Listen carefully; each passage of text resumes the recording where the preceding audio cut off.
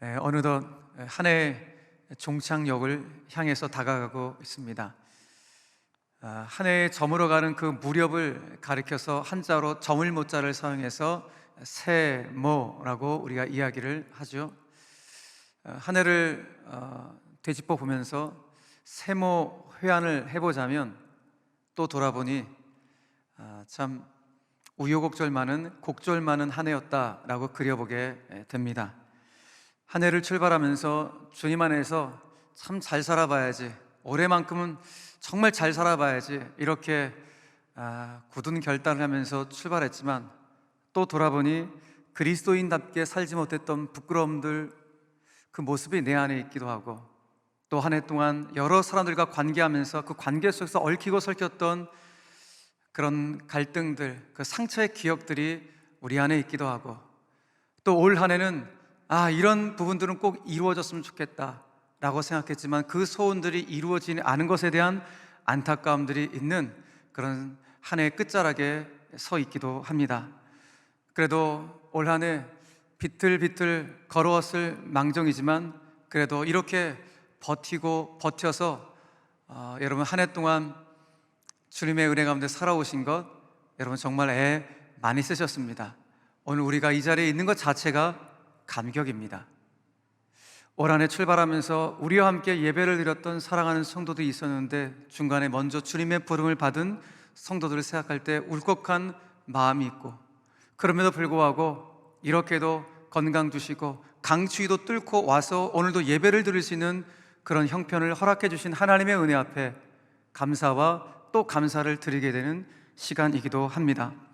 이런 분명한 것은 올 한 해 역시 우리는 하나님의 은혜로 걸어왔던 은총의 한 해였음을 고백하게 되고, 동시에 내 주변에 든든한 동역자들의 동행과 격려와 응원이 있었기 때문에 살아왔던 참 고마운 한 해이기도 하다라는 생각을 하게 됩니다. 특별히 내 피부치 가족들에 대한 고마움이 있습니다. 그리고 함께 신앙생활하는 우리의 영 가족들에 대한 고마움이 있기도 합니다. 생각하면 생각할수록 참 고마운 얼굴들입니다. 살아가면서 참 고단해서 삶에 지쳐 있을 때 마치 햇살처럼 다가와서 곁에 있어주고 격려해 주었던 그 고마운 얼굴들, 때로는 목 놓아 울고 싶은 그 순간이 있었을 때 함께 기도해 주겠다며 따뜻하게 다가와서 기도의 손길을 내밀어 주었던 참 고마운 얼굴들, 그런 분들을 생각할 때 한 해가 참 그래도 사랑의 온기로 가득했구나 라는 생각들을 해보게 될 때 하나님의 은혜 앞에 다시 한번 감격하게 됩니다. 솔직히 우리가 사는 세상 참 어둡고 탁한 세상이지만 이렇게 내 옆에서 든든하게 애썼다, 수고했다, 고맙다 라고 말씀해주는 그런 동행들이 있기에 위로를 받고 흐뭇한 미소를 지으며 다시 일어설 수 있게 됩니다. 저 개인적으로도 여전히 저의 동행이 되어주시는 바로 우리 성도님들, 그리고 원로 목사님, 우리 장로님들, 여기 계신 우리 많은 성도님들이 계시기에 저 또한 위안을 받고 힘차게 한 해를 걸어봤습니다.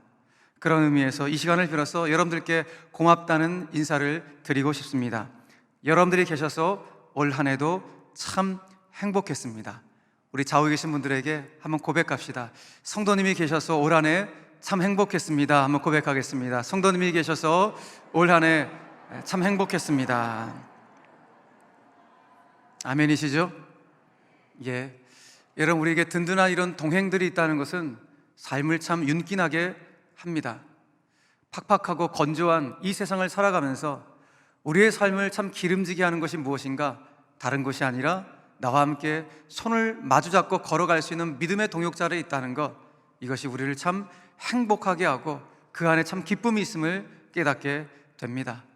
오늘 우리는 사도행전 18장 전반부에 나오는 말씀을 가지고 송년주일 예배 메시지를 함께 나누려고 하는데, 우리가 너무너무 잘 아는 사도 바울, 그 사도 바울의 삶과 사역에도 당신이 내 곁에 있어서 너무너무 고맙고 행복합니다 라고 말해줄 수 있는 소위 찐 동행들이 있었습니다.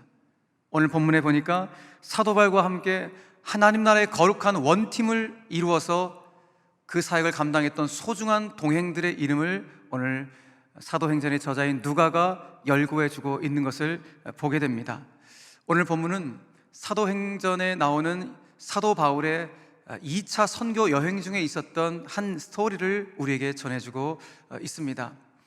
여러분, 사도 바울의 선교 여행기는 한마디로 말해서 걸음걸음이 고난이요 걸음걸음이 박해였다 라고 말해도 지나치지 않을 정도로 사도 바울의 모든 삶과 사역의 여정은 고난 그 자체였습니다. 특별히 2차 선교 여행은 유럽 땅을 밟아서 복음을 증거하는 길이었는데, 여러분들 지도를 보시면 아시겠지만은 유럽에 건너와서 첫 번째 들어가 복음을 증거했던 빌립보 시티에서는 감옥에 들어가게 됩니다. 그리고 옮겨진 데살로니가 시티로 옮겨서 복음을 증거하는데, 그 지역에 있는 유대인들의 심한 박해와 고난을 받아서 견딜 수가 없어 다시 베레아라는 지역으로 옮겨왔지만, 그 베레아까지 데살로니가 유대인들이 원정 박해를 와서 바울을 괴롭히는 바람에 너무너무 힘겨운 시절들을 보냈습니다. 그 데살로니가를 지나서 그가 갔던 곳이 그 유명한 그리스의 아테네라는 곳으로 복음을 증거하러 갔습니다. 그런데 그 아테네에서는 그 아테네 철학자들에게 복음을 증거하는데, 바울이 복음의 능력 그 자체로 복음을 증거하지 않고 자기 안에 있는 세상적인 지식을 빗대어서 복음을 증거하다가 처참한 쓰디쓴 실패를 맛본 지역이 아테네이기도 했습니다. 여러분 보십시오.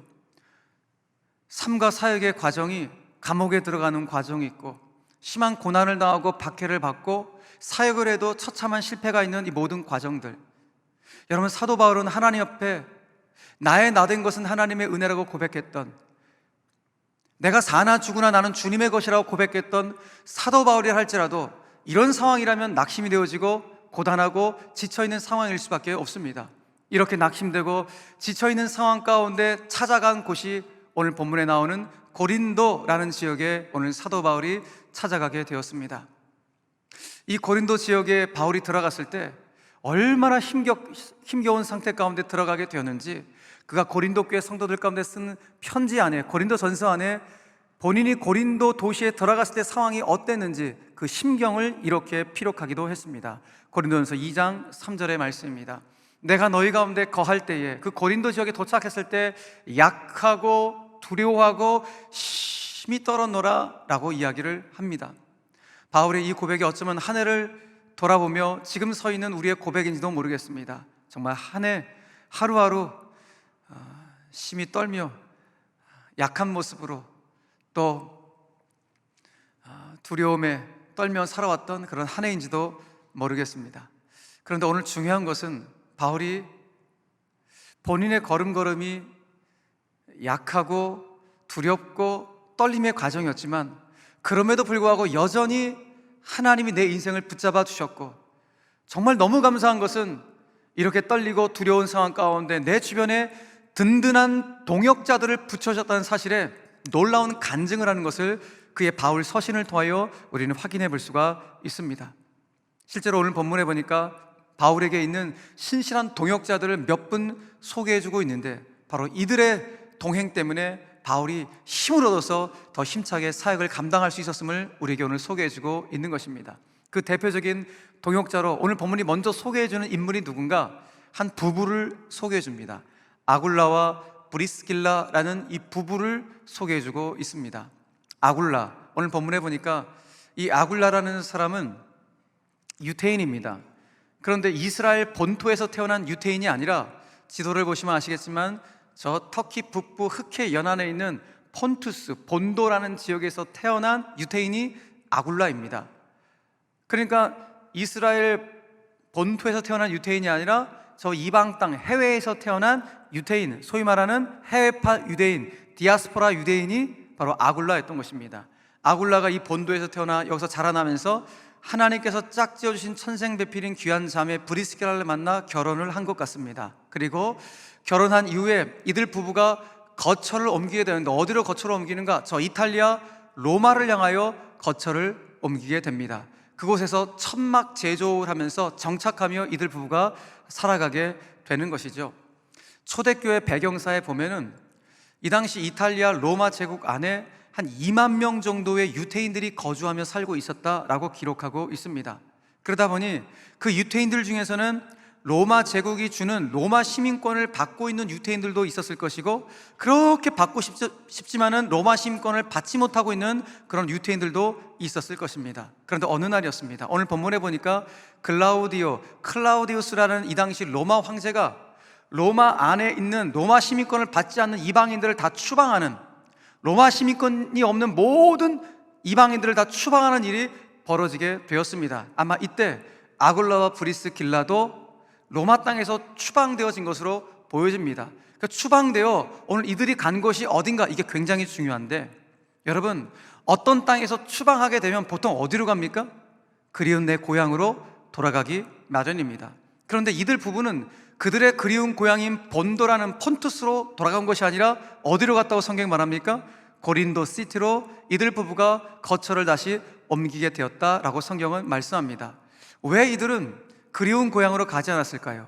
우리 선교사님들 중에서 C국에서 선교 활동을 했던 선교사님들이 추방을 당해서 어디로 돌아왔습니까? 바로 고국, 이곳으로 다시 돌아오셨는데, 대부분의 사람들은 이렇게 추방당하면 본향으로, 고향으로 돌아오는데 왜 이들 부부는 그리운 고향인 본도가 아니라 고린도 시티로 옮기게 되었을까? 이 질문을 하게 될 때 여러 가지 이유가 있을 수 있겠지만, 큰 그림 속에서 봤을 때 바로 여기에 하나님의 신적 개입의 역사가 있었던 것입니다. 누구를 도와주기 위해서? 사도 바울의 고린도 사역을 도와주기 위해서 미리 하나님께서 예비해 두셨던 그 신실한 동역자가 아굴라와 브리스길라, 바로 하나님의 신적 개입의 역사 속에서 있었던 부부가 이들 부부임을 우리 성경을 통해서 확인해 보게 되는 것입니다. 여러분, 이 당시에 바울이 지금 가 있는 고린도, 또 아굴라와 브리스길라가 가게 된 이 고린도 시티는 이 당시에 로마 제국 안에서 네 번째로 큰 도시, 대도시가 고린도 시티였습니다. 특별히 이 도시가 어떤 걸로 유명하냐 하면은, 먼저는 신전들이 너무너무 많은, 신전들이 굉장히 많은 곳으로 유명한 도시가 이 고린도 시티였습니다. 여러분들이 잘 아시는 아폴로, 헤르메스, 헤라클레스, 포세이돈, 판테온, 이런 신전들이 즐비해 있는 그런 도시가 고린도 시티였습니다. 그 중에서도 아프로디테 신전이 참 유명했는데, 해발 575m 바위상 정상에 위치해 있던 이 아프로디테 신전이 유명했습니다. 여러분 아시죠? 아프로디테는 그리스 신화에 나오는 여신의 이름입니다. 미의 여신으로, 여러분들이 잘 아시는 영어로 비너스로 알고 있는 그 여신이 바로 이 아프로디테입니다. 근데 이 아프로디테 신전이 이 당시에 가장 유명했던 신전인데 왜 유명했는가? 이 신전 안에 1000명의 여사제들이 있었어요. 사제들이 1000여 명의 여사제들이 있었는데, 이들이 하는 일이 뭔가? 신의 이름으로 합법적으로 매충행위하는 그런 여사제들이 있었던 것입니다. 여러분 보십시오. 도시 자체에, 어떻게 보면 그 도시에서 가장 거룩하다고 여기는 그 신전 안에서 무슨 일이 벌어졌는가? 공식적으로 합법적으로 매춘 행위를 하는 여사제 1000명이 있다는 것은 뭘 보여주는 것입니까? 이 당시 고린도라는 도시 자체가 거대한 음란의 도시였구나, 거대한 타락의 도시였음을 우리에게 보여주고 있는 것입니다. 자, 그런데 이런 거대한 음란의 도시에 혈연 단신 바울이 그 도시에 들어가서 복음을 증거하게 된 것입니다. 여러분, 물론 큰 그림으로 봤을 때는 주님이 바울을 고린도로 이끌어줬겠죠. 바울이 의지적으로 고린도로 간 것이 아니라 하나님이 바울을 이곳으로 오게끔 이끌어 주신 거예요. 왜 바울로 하여금 이 고린도 지역에서 복음을 증거하게 하셨는가? 다른 것이 아니라 바로 이 타락한 지역 안에도, 타락한 도시 안에도 복음을 듣고 회심할 영혼들이 있기 때문에 하나님이 바울로 하여금 이 고린도 도시로 끌어서 오게 하신 것입니다. 그래서 오늘 본문 뒷부분 10절 말씀 보니까 주님이 바울을 향해 이렇게 말씀하세요. 바울아, 이 성 중에도, 이 고린도 시티 안에도 내 백성이 많이 있다. 회심해서 하나님의 자녀들 백성들이 많이 있으니 너 그들 가운데 복음을 증거해야 된다면서 바울을 고린도 시티로 옮기신 분이 주님이었던 거예요. 근데 바울의 입장에서 한번 생각해 보십시오. 바울 입장에서 생각하면은 도대체 이런 음란의 도시에서, 가는 곳곳마다 음란한 여인들이 너무너무 많은 그 도시에서 복음을 증거하는데, 여러분 야시시한 그런 여인들이 내 앞에 있어요. 복음을 증거하는데 그런 여인들이 내 앞에 있는데 바울이 어떻게 복음을 증거합니까? 암담하게 그지없는 그런 도시가 고린도 도시예요. 그러니까 그러니까 바울 혼자로서는 도저히 감당할 수 없는 이런 도시에 바울이 혈연단신이 있는데, 주님이 누구십니까? 주님은 여호와 이레의 하나님, 모든 것을 예비하시고 준비해 놓으신 하나님이신데, 바울로 하여금 바울 홀로 사역하는 것이 아니라 바울의 이 사역을 도와줄 신실한 동역자인 아굴라와 브리스길라가 먼저 와서 바울을 도와줄 수 있도록 하나님이 이 신실한 동역자들을 예비해 놓고 계셨다. 이것을 오늘 성경이 우리에게 보여주고 있는 것입니다. 여러분, 그러니까 바울에게 있어서 아굴라와 브리스길라는 하나님의 신적 개입을 통하여 하나님이 붙여주셨던 복된 만남이었던 거예요. 여러분, 저는 저와 여러분들의 만남 가운데 이렇게 하나님이 직접 개입해 주시는 이런 복된 만남이 저와 여러분들의 인생길 가운데 있게 되길 간절히 바랍니다. 인위적으로 만나는 것이 아니라 진짜 하나님이 꼭 붙여주시는 신적 개입의 역사가 있는 그런 만남, 꼭 성공하는 만남이에요. 오늘 바울과 아굴라 브리스길라의 만남처럼 그런 복된 만남이 저 여러분들 생애 가운데 꼭 있게 되기를 주님의 이름으로 간절히 축원합니다. 바울이 고린도 CC에서 한 1년 6개월 정도를 거주하게 됩니다. 이 1년 6개월 동안 아굴라와 브리스길라 부부를 통해서 굉장히 상당한 도움을 많이 받게 된 것으로 봅니다. 바울이 1년 6개월 동안 방금 전 도시였던 데살로니가 시티에 있는 그 데살로니가 교인들을 향하여 바로 이 고린도에서 편지를 씁니다. 그 편지가 바로 바울의 13권의 서신서 중에서 첫 번째 서신서인 데살로니가 전서를 이때 쓰게 되는 것입니다.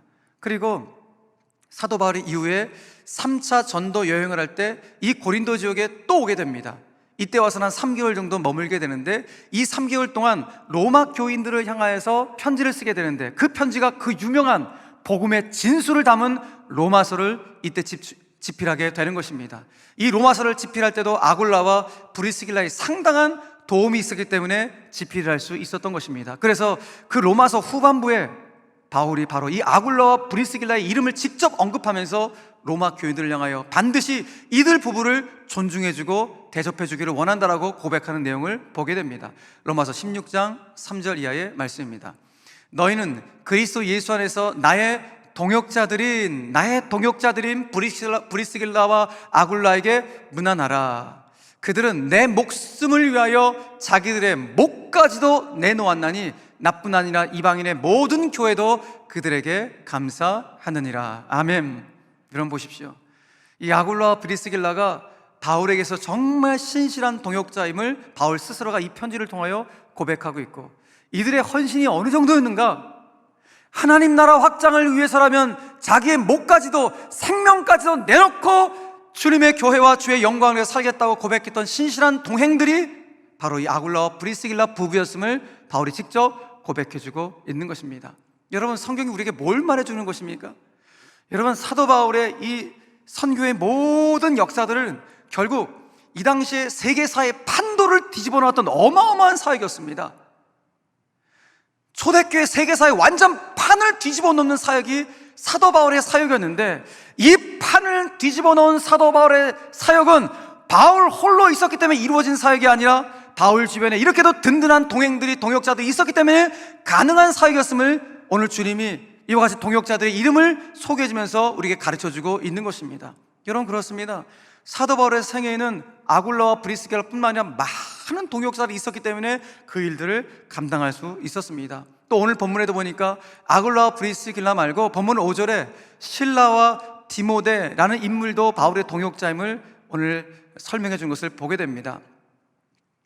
오늘 본문 5절에 보니까 사도 바울이 고린도에 와서 사역하는 게 너무너무 힘겨운 상태였는데, 실라와 디모데를 만나고 나서 그의 마음이 너무너무 기쁜 상태였음을 오늘 본문 5절이 이렇게 설명을 해주고 있습니다. 여러분, 본문 5절 보십시오.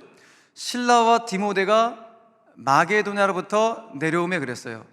사실 실라와 디모데는 지금 바울하고 계속 2차 선교여행을 계속 함께하고 있는 선교팀이에요. 그런데 박해를 받고 있는 과정 속에서 특별히 마게도냐 지역에 있는 베레아라는 지역에서 너희들은 여기 있어라, 나 혼자 먼저 가겠다 해서 고린도로 먼저 바울 혼자 왔고, 실라와 디모데는 베레아 지역에 그냥 머물러 있는 상태였습니다. 그런데 바울이 혈연단신 고린도에서 아굴라하고 브리스길라하고 막 사역하고 있을 때 드디어 신실한 동역자인 실라와 디모데도 고린도에서 합류를 하게 된 것입니다. 이때 실라와 디모데가 합류했을 때 얼마나 기분이 좋았던지 이렇게 고백하는 거예요. 하나님의 말씀에 붙잡혀 유대인들에게 예수는 그리스도라 밝히 바울이 증언했다라고 이야기를 합니다. 자, 여러분, 이 말씀이 너무 당연한 말씀처럼 보여지는데 저는 오늘 이 당연한 말씀이 뭐지? 이렇게 저에겐 질문이 되어졌습니다. 왜 그런가? 여러분 보십시오. 바울이 하나님의 말씀에 사로잡혀서 유대인들에게 예수가 그리스도라고 밝히 증언했다 그래요. 그러면 고린도 사역 이전에는 하나님 말씀에 사로잡히지 않고 사역했습니까? 그렇지 않죠. 그 이전에도 하나님 말씀에 붙잡혀서 사역을 했어요. 그 이전에는 예수를 그리스도라 밝히 증언하지 않았습니까? 아니요. 그 이전에도 예수를 그리스도라 밝히 증언하며 계속해서 사역해 왔습니다. 자, 그런데 왜 사도행전의 저자인 누가는 여기서 지극히 당연한 것을 이렇게 표현하고 있는가? 그것은 바로 앞구절이에요. 바로 실라와 디모데가 마게도냐에서 바로 이 고린도로 내려와서 바울을 만났기 때문에, 바울이 신실한 동행들인 동역자인 이들의 격려와 응원이 너무너무 힘이 나서 이전에도 예수를 그리스도라 밝히 증언하고 이전에도 말씀에 사로잡혀 사역했지만 지금의 사역이 더 힘있게, 더 능력있게 이들의 격려와 응원 때문에 감당하고 있다는 사실을 강조하기 위해서 오늘 이 구절을 쓰고 있다는 것입니다. 여러분, 사실 신라는 바울보다 나이가 어린 그런 동역자예요. 그리고 디모데는 바울이 직접 이야기할 정도로 아들처럼 영적인 아들이 디모데예요. 그런데 바울에게 있어서 이런 젊은 두 목회자가 본인에게 너무 큰 위안이 되고 큰 기쁨이 되었다고 고백을 하고 있는 것입니다. 서로의 정말 얼굴만 보아도 흐뭇하고 격려가 되고 위안이 되는 그런 친밀한 관계가 신라와 디모데의 관계, 바울과의 관계였음을 성경이 말씀해주고 있는 것입니다. 그래서 사도 바울이 인생 말년에 그 디모데를 향해서, 디모데를 향한 그 뭐라 그럴까요? 그 치밀한 관계가 어느 정도인지를 이렇게 그가 인생 말년에 고백을 합니다. 디모데후서 1장 2절 이하의 말씀 보니까 제가 표준 세번역 성경으로 1장 3절 이하의 말씀을 좀 읽어드릴게요. 자, 바울이 디모데한테 지금 고백하는 거예요. 나는 밤낮으로 기도를 할 때에 끊임없이 그대를 기억하면서 하나님께 감사를 드립니다. 나는 그대의 눈물을 기억하면서 그대를 보기를 원합니다. 그대를 만나봄으로 나는 기쁨이 충만해지고 있습니다. 여러분, 지금 바울이 영적 아들인 디모데를 향해서 편지를 쓰고 있는데 이 편지가 어떤 뉘앙스로 여러분들에겐 받아들여집니까? 연애 편지 같지 않아요? 정말 연애 편지 같을 정도로 영적인 친밀함의 강도가 너무 셌던 그런 관계가 사도 바울과 디모데의 관계였음을 오늘 보여주고 있는 것입니다. 여러분, 사도 바울의 생애는 그야말로 고난, 박해, 핍박이에요. 그래서 많은 부모님들이 자녀들 가운데 영어 이름, 잉글리시 네임을 지어줄 때 뭐 다니엘, 뭐 조셉, 요셉, 또 뭐 있습니까? 그럼 좀 모세, 이런 이름들은 많이 지어주죠. 뭐 그 여호수아, 막 이런 이름 많이 지어주잖아요. 능력 있게 쓰임 받았던. 근데 영어 이름을 폴로, 바울로 지어주는 부모님들은 거의 없어요. 왜 그렇습니까? 너무나 많이 고난을 받았기 때문에, 바울의 인생은 그냥 고난 그 자체였기 때문에 내 자식이 바울처럼 되면 안 된다, 그런 마음이 있어서 그런지 몰라도 자녀 이름은 폴로, 바울로 지어지는 이름은 거의 없어요. 그만큼 바울의 인생이 고난, 핍박, 박해 그 자체였습니다. 그런데 그런 바울의 인생을 보면 그럼에도 불구하고 바울, 이 사람 참 행복한 사람이었다라는 생각을 하게 됩니다. 왜 그렇습니까? 그에게 이런 멋진 동역자들, 든든한 동행들이 있었기 때문입니다. 우리의 삶이 아무리 힘겨워도 내 주변에 이런 든든한 동행들이 있다면 그 인생 성공한 인생입니다. 여러분, 우리의 인생을 살아가면서 같은 사명을 가지고 한 길을 걸어가는 길벗이, 내 인생의 길벗이 있다는 것, 축복 중에 축복입니다. 자, 여러분들에게는 그런 인생의 길벗이 있으십니까? 당연히 있으시죠? 여러분, 여러분들의 부부관계가 그런 길벗이 되는 관계가 되셔야 합니다. 부모와 자녀의 관계가 그런 관계가 되셔야 되고, 교회 안에서는 담임 목회자와 성도와의 관계가 편안한 그런 길벗의 관계가 되어야 되고, 성도와 성도의 관계가 그런 복된 편안한 친밀한 관계가 되어야 할 것입니다.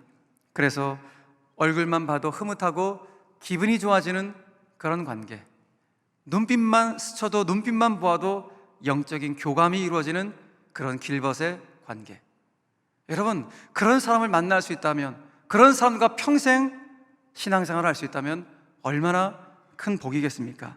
사랑하는 성도 여러분, 저는 오늘 2021년도 마지막 송년주일 예배를 드리면서 오늘 저와 여러분들이 누군가한테 참 고마움을 표했으면 좋겠다, 그런 마음이 있습니다. 한 해 동안도 나에게 아굴라와 브리스길라로 다가오셨던 누군가에게, 나에게 실라와 디모데처럼 든든한 동행이 되어줬던 바로 그분에게 참 고맙다고, 때로는 미안한 마음이 들었던 분들이 있다면 다가가서 미안한 마음이 있었다고 직접 표현할 수 있는 그런 한 해의 갈무리가 되었으면 참 좋겠다, 그런 마음이 있습니다. 동시에 저와 여러분들 가운데 이런 거룩한 다짐도 있었으면 좋겠습니다. 주님, 저도 누군가의 든든한 동행, 누군가의 든든한 길벗이 되는 멋진 인생, 그런 인생 살고 싶습니다. 그렇게 여러분 다짐할 수 있다면 여러분 오늘 송년주일 예배 아름답게 마무리할 수 있겠죠. 무엇보다도 우리 인생의 최고의 길벗이 되어주고 동행이 되어주신 하나님의 은혜 앞에 감사하며, 그 은혜를 받은 나도 누군가를 향한 든든한 동행과 길벗이 되겠다고 오늘 거룩한 다짐을 하며 기도하게 될 때 하나님께서는 저 사람들을 멋지게 사용하실 줄로 믿으시기를 바랍니다. 그런 하나님의 사람들로 우리 모두가 쓰임받았으면 참 좋겠습니다.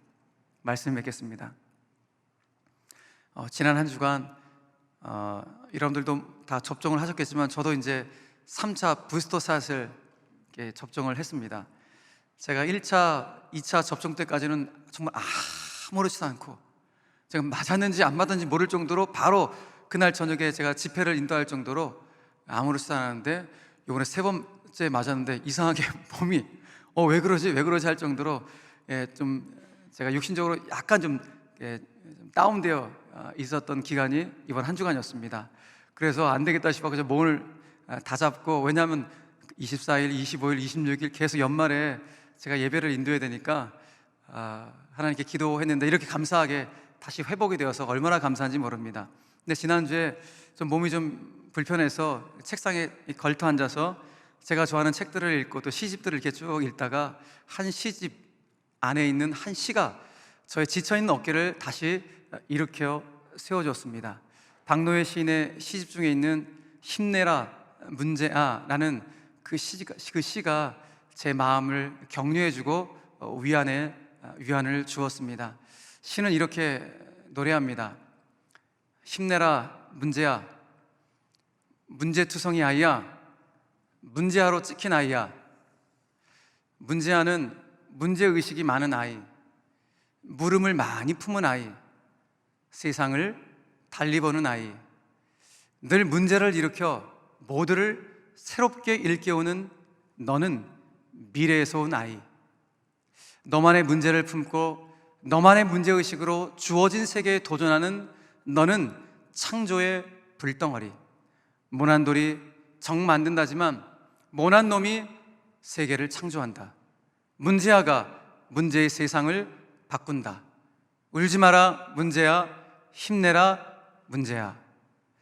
저는 이 시가 한 해를 제가 좀 갈무리하면서 저 자신의 모습을 좀 돌아볼 수 있는 귀한 시였습니다. 돌아보니 하나님 앞에서 올 한 해도 여전히 문제아 목사로 살았던 저의 모습을 돌아보게 됩니다. 가정에서는 문제 아빠로, 문제 남편으로, 교회에서는 어쩌면 문제 목회자로 살아왔는지도 모르겠습니다. 그런 저에게 시인이 위안을 줍니다. 울지 마라, 힘내라, 문제아라 라고 말입니다. 사랑하는 성도 여러분, 혹 세상의 여러분 자녀를 향해 문제아라고 낙인 찍었습니까? 여러분 결코 기죽지 마십시오. 그 아이는 물음을 많이 품은 아이요, 세상을 달리 보는 아이요, 창조의 불덩어리입니다. 기대하십시오 여러분. 바로 그 아이가 부모의 최고의 멋진 동행이요 길벗이 반드시 되어줄 것입니다. 저는 우리 수원제일교회가 길이요 진리요 생명이 되신 예수님과 동행하는 교회가 되기를 간절히 바라고, 예수님과 우리가 동행하기 때문에 또 다른 누군가에게 동행이 되어지고 길벗이 되어지는 그런 따뜻한 교회가 되었으면 참 좋겠습니다. 특별히 인생의 향방을 잃은 수많은 불신자들에게 참 길이 되시는 예수님을 소개해주는 그런 교회, 그리고 무엇보다도 돈이 없어도, 권력이 없어도, 지위가 없어도 예수님 안에서 이것이 정말 참 행복임을 직접 삶을 통하여 증명해 보일 수 있는 그런 속사람이 강건한 교회, 여러분, 그런 교회를 함께 세워갈 수 있는 우리 모두가 되기를 주님의 이름 간절히 축원합니다. 한 해 동안도 그런 교회를 세워가기 위해서 이 멋진 영적 순례의 길에 동참해 주신 우리 모든 성도들을 정말 축복하고 다시 한번 고마움을 표현하면서 2021년 마지막 주일 설교를 마무리합니다. 사랑하는 성도 여러분, 한 해 동안 정말 수고 많으셨습니다. 길벗이 되어주셔서 참 감사합니다. 우리 하나님께 영광의 박수 올리겠습니다.